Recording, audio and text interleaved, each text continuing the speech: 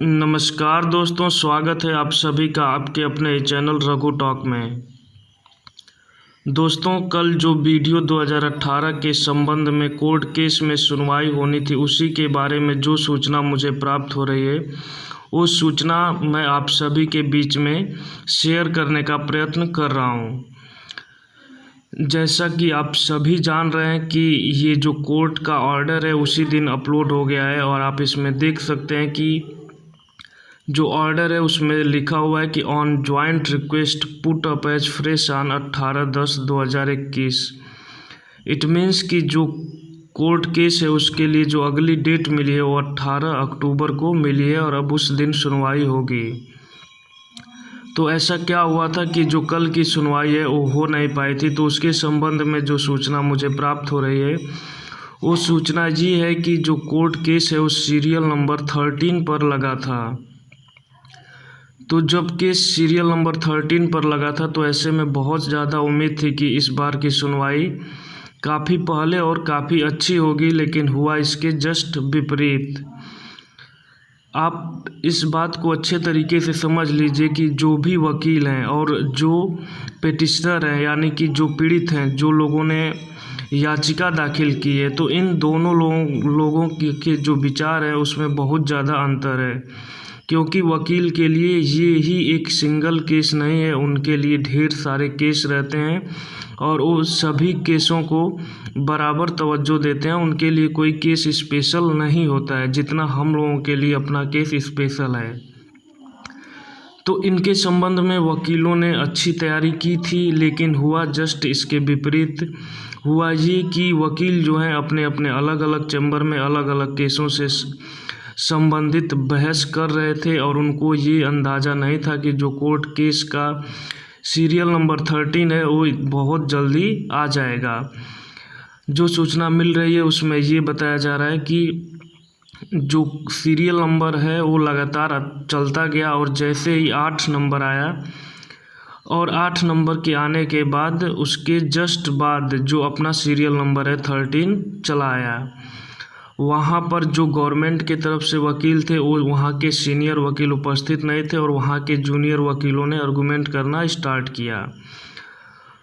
उस point of time पर जो सीनियर वकील की टीम थी वो अलग अलग चैम्बर में बहस कर रही थी, और जो जूनियर वकील थे जब तक उन लोगों को सूचना देते और साथ में बहस भी करते, तब तक जो हाई कोर्ट के जज हैं उन्होंने ये ऑर्डर दे दिया कि जो आपका केस है वो अब 18 अक्टूबर को सुना जाएगा, क्योंकि बीच में दशहरा की छुट्टियां हैं। तो जब तक सीनियर वकील आते टैकल करने के लिए, तब तक जो जज साहब हैं उन्होंने ऑर्डर दे दिया था। तो ऐसे में किसी नेतृत्वकर्ता के ऊपर भी दोष नहीं उठाया जा सकता है कि आखिर में वो क्या कर सकते हैं, क्योंकि किसी को भी आइडिया नहीं था कि शायद इतना पहले जो है अपने केस की सुनवाई होने लगेगी।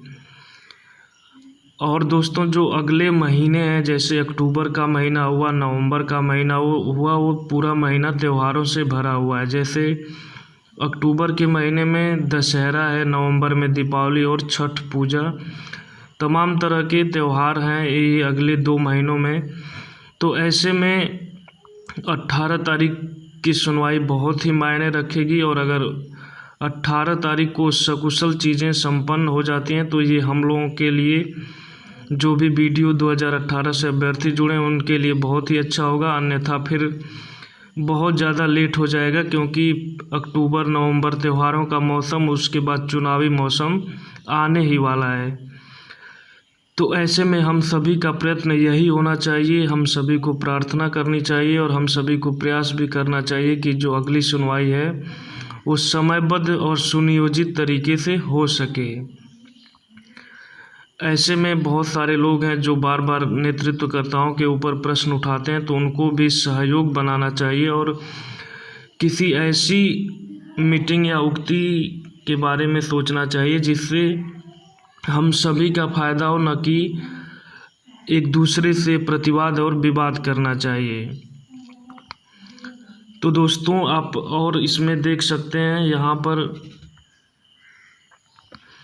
जो ऑर्डर भी अपलोड हुआ है उसको भी आप देख सकते हैं कि this case is likely to be listed on 18 October 2021।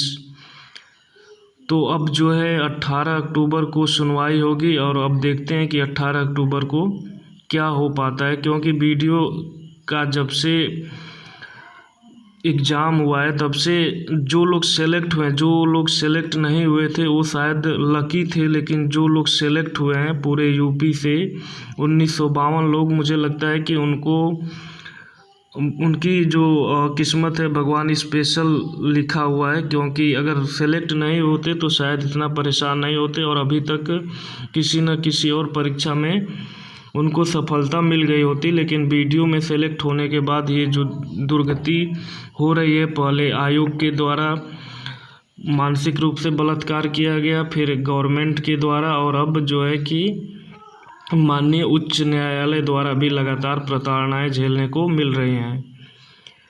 तो ऐसे में फिर से अब उम्मीदें जागती हैं और फिर से अब 18 अक्टूबर का इंतज़ार किया जाए, और उसके अलावा और आप कर भी क्या सकते हैं। और जो भी नेतृत्वकर्ता टीम है उनका सहयोग बनाएं और उनके साथ मिलजुल कर रहें। बिना मतलब का जो है बयानबाजी या इस तरह के प्रश्न उठाने से किसी का कोई फ़ायदा नहीं होने वाला है। और अगर कुछ लोग हैं जो कह रहे हैं कि एक वकील हैं, शायद नसीम सिद्दीकी करके कोई वकील हैं, तो कुछ लोग उनके बारे में भी चर्चाएं कर रहे हैं। तो उनको चाहिए कि अगर वो सक्षम है तो कोई ज़रूरी नहीं कि जो पुराने नेतृत्वकर्ता हैं वही उनको टीम में इन्वॉल्व करें। अगर कुछ लोग सक्षम हैं, उनको लगता है कि वो सही हैं और अपने केस की दिशा को अच्छा डायरेक्शन दे सकते हैं, तो उनको माननीय सिद्दीकी जी जो वकील हैं उनसे उनको संपर्क बनाना चाहिए और उनको भी इसमें जोड़ने का प्रयत्न करना चाहिए जिन लोगों को ऐसा लगता है। अन्यथा जो भी नेतृत्वकर्ता की टीम है वो अपना काम कर ही रहे हैं और उनको अपना काम करने दिया जाए। तो दोस्तों, ये थी जानकारी और आप सभी का बहुत बहुत धन्यवाद। उम्मीद करता हूँ कि जो आने वाला 18 अक्टूबर होगा वो सभी के लिए अच्छा और सुखदायी होगा। तो आप सभी का बहुत बहुत धन्यवाद। नमस्कार।